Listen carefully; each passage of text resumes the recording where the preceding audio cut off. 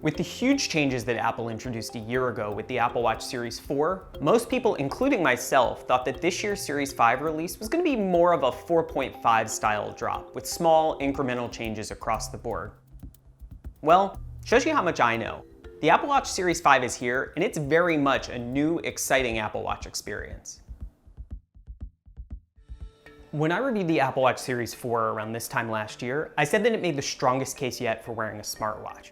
The Apple Watch Series 5 I have here is one of the new edition models, which are available in natural titanium, space black titanium, and white ceramic.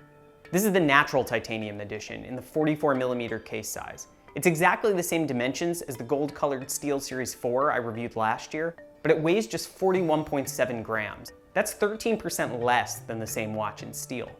The titanium has a soft, brushed finish and a special nano coating to prevent discoloration over time. I have to say, in comparison to the steel models, it does have a decidedly higher end feel to it. On the wrist, you feel the difference in weight too.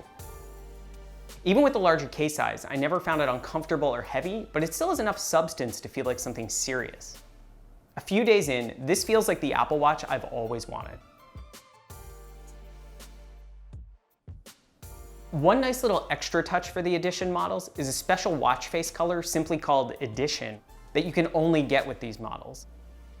The fact that it's a beautiful shade of taupe sold me instantly. When it comes to the big improvements of the Series 5, the always-on display is the star of the show. Since the very first Apple Watch was released 5 years ago, this has been the #1 complaint I've heard from Apple Watch skeptics and users alike. You no longer have to do that dramatic arm turn gesture to get the screen to light up so you can check the time. Whether you're riding the subway, in a movie theater, or waiting for a meeting to end, it's hard to overstate how useful this is in practice. The Apple Watch now tells time just like a more traditional watch. To make this work while keeping the same all-day battery life, Apple redesigned many of the watch faces, adding standby modes that use fewer colors and dim the screen. You still get all the info you need, just in a more low-key, energy-efficient way. Solutions are different for different faces, but I haven't found the standby faces to feel impoverished in any way. Plus, I love that when other people see my watch, it doesn't just look like a generic black rectangle. It looks the way I want it to look. Speaking of those new faces, I think watch enthusiasts are going to find a lot to love. Things are more customizable now than ever, and a new California dial references a real horological cult classic.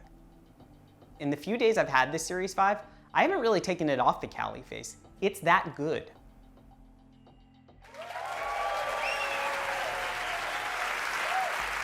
Each September, an Apple executive comes out on stage and says something like, "It truly is the most capable Apple Watch ever." So, should you buy the Apple Watch Series 5? If you're not already an Apple Watch owner and you've been considering taking the leap, I think you should go for it. The Apple Watch feels more like an actual watch than ever, but one that's extremely customizable and capable of countless other things. If you already own a Series 4, I still think it's probably worth the upgrade. The always-on display is a game changer, and I think using an older generation Apple Watch is going to start feeling a bit antiquated pretty quickly as the platform grows around this new development.